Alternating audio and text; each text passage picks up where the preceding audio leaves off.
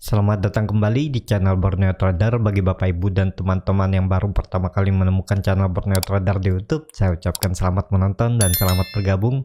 Di video kali ini saya akan menganalisa saham-saham dari grup karya. Yang pertama ada WG, kedua WSBP, ketiga Wika, keempat Waskita, kelima Adi, keenam PTPP, dan ketujuh Witon.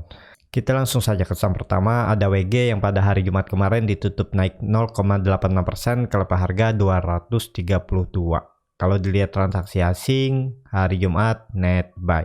Kalau dilihat dari broker summary-nya, saham WG didistribusi. Kita langsung saja ke teknikalnya. Chart teknikal WG bergerak di dalam tren downtrend-nya ya. Ini downtrend semenjak 2018 ya, sempat diuji trendline downtrendnya ini ya, resistennya di Januari kamu gagal breakout dan kembali turun. Dan juga di dalam trendline downtrendnya ini yang semenjak 2018 WG bergerak uptrend. Ini bisa terlihat dia bergerak uptrend dan ada minornya juga sini. Nah, jadi seperti ini pergerakan untuk WG. Kalau minggu depan WG gagal bertahan di atas 230, arahnya bisa sampai ke 208 sampai ya 206. Ke daerah sini dia akan membuat swing low-nya di atas ini ya. Yang penting biasanya lebih tinggi dari low-nya sebelumnya. Kalau memang mau bergerak uptrend, tapi kalau dia melanjutkan downtrend biasanya dia bisa seperti ini ya. Kalau nggak mantul di sini ya minimal dia di sini lah, harus mantul dia ke sini atau dia bisa breakdown ke arah sini kalau downtrend. Dan juga ini terlihat WG sudah membentuk higher low barunya ini, dan ini juga bisa pola-pola dead cat bone dan bisa seperti ini ya nih. Nah, jadi minggu depan juga ya menjadi kunci atau konfirmasi WG mau nggak bertahan di atas 230. Kalau minggu depan dia breakdown, potensi besar arahnya terdekat ke 206 sampai 208. Terburuknya bisa sampai nih ya di 183. Ini kalau kita tarik, ini kan kelihatan nih. Sebelum dia rally, dia nih mantul waktu itu di daerah 189 sampai 186. Ini terlihat juga ya, dia rally, dia rejection 2 kali, koreksi 2 hari, terus dia rally lagi ke atas. Jadi arahnya bisa sampai sini untuk WG ya. Seperti itu aja untuk WG. Semoga minggu depan mampu bertahan dan melanjutkan rebound mengarah menguji trendline downtrendnya. Kalau mampu breakout dari 250-an sangat bagus WG ya, bakal rally ke atas. Kita targetkan dulu ke daerah 300 WG. Ini terlihat kan 300 ini juga biasa dikatakan support kuat WG ya, yang terbentuk bahkan dari waktu WG IPO ya. Jadi dia rebound terus bertahan, gagal breakdown, naik lagi, dicoba lagi 300 di 2 Agustus 2019, gagal breakdown, dia naik lagi. Dan akhirnya di 2020 baru breakdown dan sampai ke bawah. Jadi ini bisa dikatakan pergerakannya bisa seperti ini ya. Kalau gagal bertahan di atas 300 dia ke bawah. Tapi kalau mampu breakout dari 250-260 arahnya ke 300. Ya, seperti itu aja untuk WG. Ini juga polanya bisa seperti ini ya. Kalau kita gambar falling wedge apa nih ya, broadening wedge ya, saya lupa namanya itu, tapi polanya seperti ini. Kalau dilihat dari MACD, WG memang masih di bawah perbatasan garis nol, masih membentuk dead cross walaupun sudah melandai ya. Tinggal nunggu momentum. Apakah ini confirm swing low-nya seperti ini? Ini kita hapus dulu biar nggak banyak gambaran. Bisa juga seperti ini ya, dia membentuk swing low ya. Jadi seperti ini juga bisa untuk pergerakan WG. Kalau memang arahnya ke atas, dia akan bertahan di atas support trend line uptrendnya ini ya. Seperti itu aja untuk WG. Kita langsung saja ke saham kedua. Saham kedua ada WSBP yang pada hari Jumat kemarin ditutup naik 1,65% ke level harga 246. Kalau dilihat transaksi asing hari Jumat net buy. Kalau dilihat dari broker summary-nya, saham WSBP diakumulasi. Kita langsung saja ke teknikalnya. Secara teknikal WSBP juga ya seperti yang saya bilang minggu lalu ya, nggak menarik. WSBP bisa lanjut koreksi, saham-saham konstruksi juga lanjut koreksi, dan ada yang nggak percaya karena melihat berita tentang SWF ya.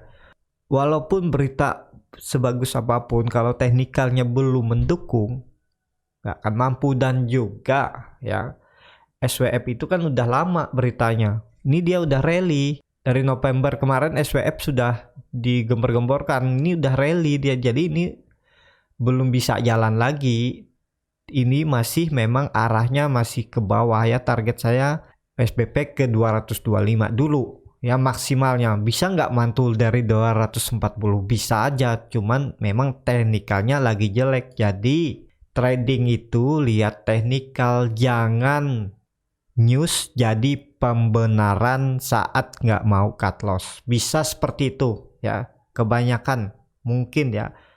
Tradernya nggak mau cut loss dan cari pembenaran dengan melihat berita, cari berita-berita yang bisa menyejukkan hati ya, ibaratnya ya, sentimen positif, padahal teknikalnya lagi nggak bagus ya, tetap aja ke bawah. Contohnya grup karya, ini arahnya ya saya bilang masih ke bawah. Target saya bahkan karena ini kalau kita hapus, ini dia sudah membentuk swing low barunya ya. Ini kan swing low ya nih. Dia sudah membentuk lebih rendah dari low sebelumnya. Walaupun ada shadow di sini, tapi tariknya di sini juga. Jadi dia udah bergerak membentuk swing low-nya.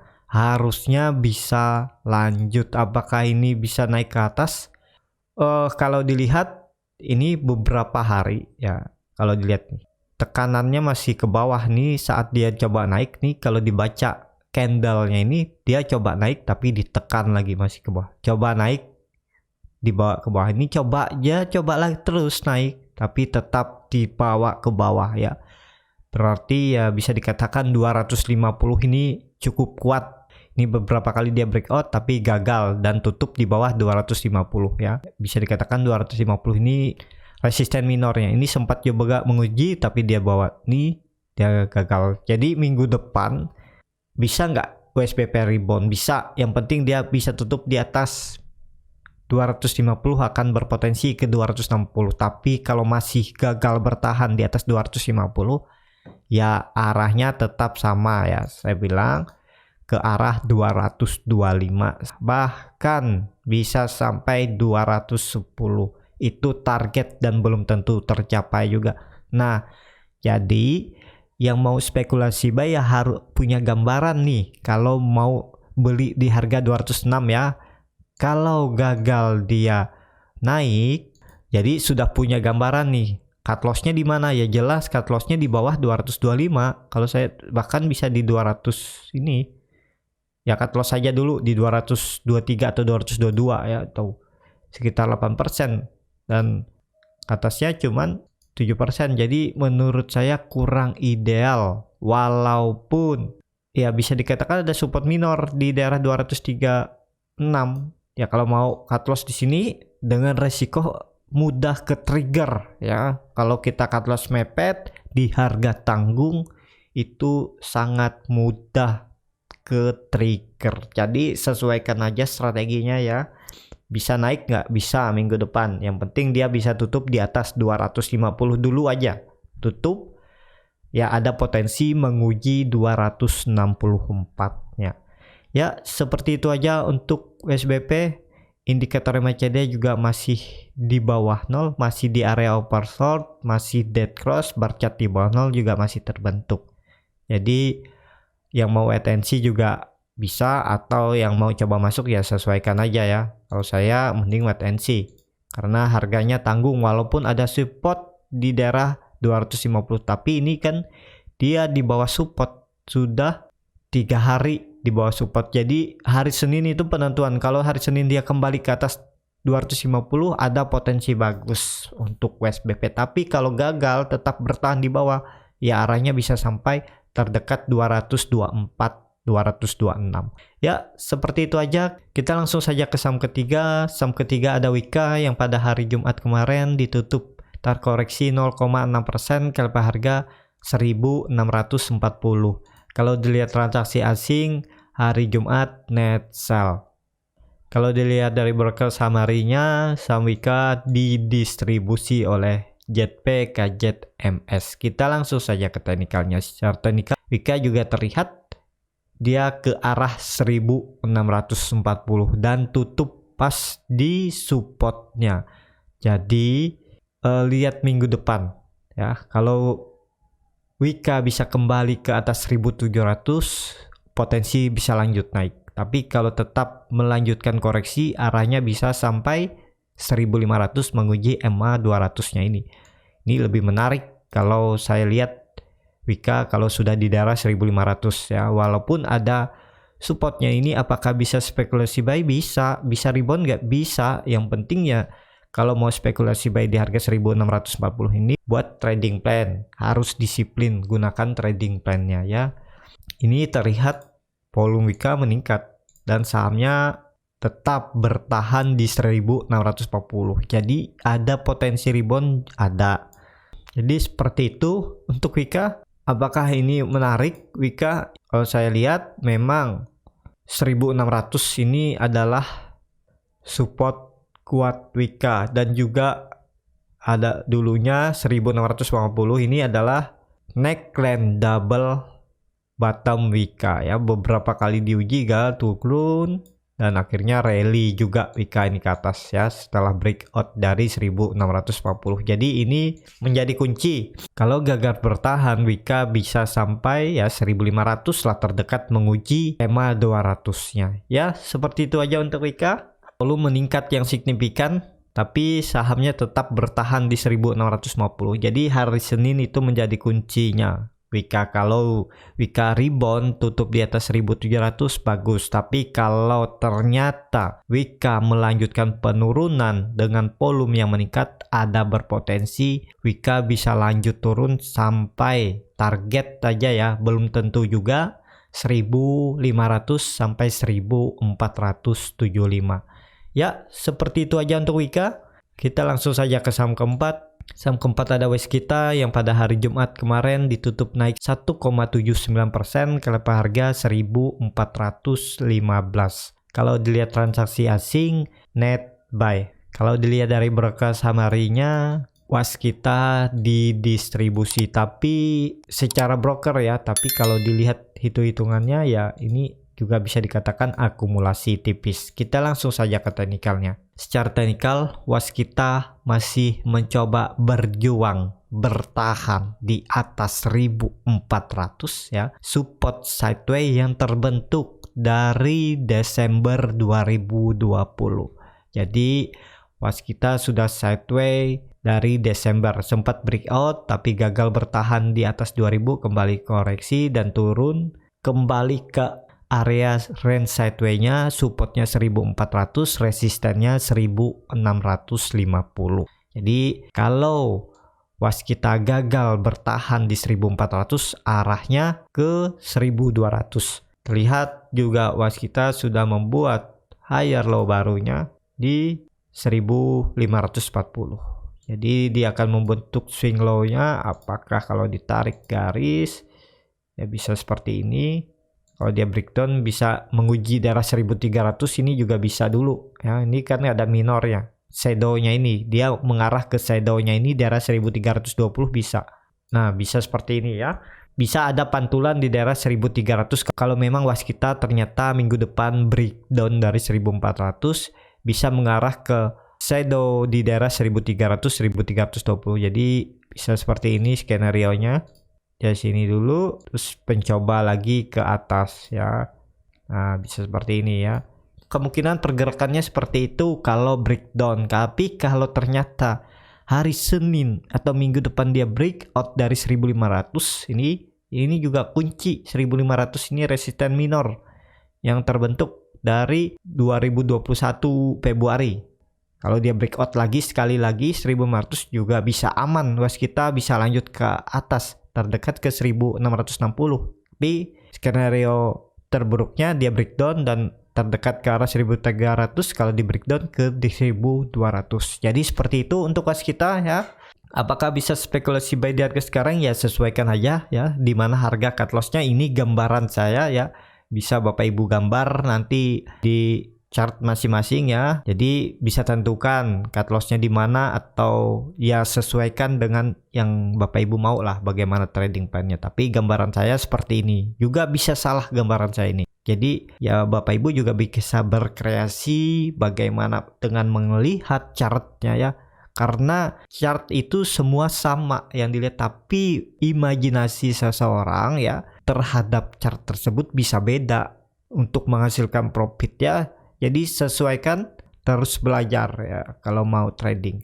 Ya seperti itu aja untuk waskita. Kita langsung saja ke saham kelima, ada ADI yang pada hari Jumat kemarin ditutup malah naik 2,36% ke level harga 1.300. Kalau dilihat transaksi asing, net buy. Kalau dilihat dari broker summary-nya, nilainya hampir-hampir sama ya. Malah lebih banyak distribusi sedikit, tipis. Kita langsung saja ke teknikalnya. Secara teknikal, ADI ini gambaran saya waktu itu. Untuk swing trade cukup bagus, buy dekat support, jualnya dekat resistennya 1400 ya. Ini ADI mantul dari support dengan volume.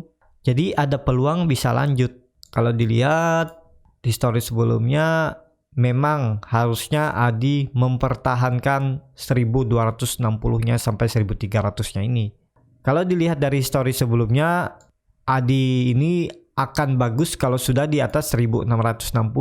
Nah ini terlihat dia saat breakout 1660 dia rally ini, sempat koreksi dulu. Ini kalau dilihat sempat koreksi menguji 1660, kemudian dia rally tinggi. Dan ini sudah terjadi berulang kali. Ini juga di Januari 2014 dia coba breakout 1660, kemudian dia koreksi nih. Kalau dilihat ya, dia koreksi dan menguji 1660, dia rally lagi saat bertahan. Udah sering ini di 2015 juga, di daerah 2017 juga, walaupun belum sampai bawah tapi di dekat-dekat situ dia sudah rebound lagi. Jadi seperti itu untuk ADI ya. Resisten kuncinya memang 1660 kalau mau naik lebih tinggi sampai 2000, 2200 sampai 2500. Kalau masih di bawah 1660 ya ADI akan tektokan aja di area bawah sini. Jadi kunci 1660. Untuk harga sekarang ADI bisa spekulasi buy nggak? Ya sesuaikan aja ya, karena udah di dekat-dekat support juga, support neckline juga, dan juga bisa dikatakan ini support rounding bottomnya ya. Sebelum itu dia rally naik tinggi, jadi bisa juga seperti itu. Untuk ADI ya sesuaikan yang mana yang cocok strateginya. Apakah mau beli dekat support, kalau turun tinggal jual aja di bawah support, misalnya dijualnya di daerah 1200 atau 1190 ya bisa ya. Kalau ditarik downside-nya dari harga sekarang lumayan lah di 8% ya, dan target profitnya ya hampir sama lah. Kalau mau seperti ini ya bisa beli ADI ya. Semoga aja ADI bisa mampu bertahan di atas support dan terdekat mengarah ke resistennya di 1430. Jadi yang swing trade ya cukup, cuman resikonya juga cukup besar ya, karena cut loss-nya juga cukup dalam ya. Seperti itu aja untuk ADI. Kita langsung saja ke saham ke-6. Saham ke-6 ada PTPP yang pada hari Jumat kemarin ditutup naik 1,66% ke level harga 1525. Kalau dilihat transaksi asing, net sell. Kalau dilihat dari broker summary, PTPP didistribusi oleh Morgan Stanley dan Credit Suisse. Kita langsung saja ke teknikalnya. Secara teknikal PTPP juga di area support, tapi PTPP sudah membentuk higher low barunya ya, dia masih bergerak downtrend minornya. Jadi apakah bisa spekulasi buy ya? Menurut saya mending wait and see aja dulu ya. Walaupun PTPP sudah di support neckline rounding bottomnya ya. Jadi mungkin akan ada pantulan ya, bisa aja, karena ini terlihat PTPP membuat doji. Jadi untuk mengkonfirmasi dia bisa lanjut naik ya harus mematahkan trendline downtrendnya ini di daerah 1620. Jadi kalau PTPP hari Senin atau Selasa mampu bertahan di atas 1640 atau patah aja breakout trendline downtrendnya ini, ya arahnya ke 1800. Cut loss kalau turun dari trendline support downtrendnya ini ya di daerah 1420 1400 ya bisa cut loss kalau mau spekulasi buy di harga penutupan hari Jumat ya, karena itu juga bisa dikatakan support rounding bottomnya. Indikator MACD sudah terindikasi mulai melandai di daerah oversold, jadi ya masih ada potensi untuk PTPP 1-2 candle lagi di bawah trendline downtrendnya ini ya. Mungkin dia rebound hari Senin Selasa ke 1600 tapi gagal, di Selasa dia turun lagi 1500, baru kalau memang arahnya ke atas baru dia breakout di hari Rabu atau Kamis matahkan trendnya, atau di hari Senin juga bisa langsung. Tapi kalau saya lihat ya hari Senin dia akan menguji dulu dan gagal breakout, Selasa koreksi baru mantul ya. Seperti itu aja untuk PTPP. Kita langsung saja ke saham terakhir. Saham terakhir ada Witon yang pada hari Jumat kemarin ditutup naik tipis 1,19%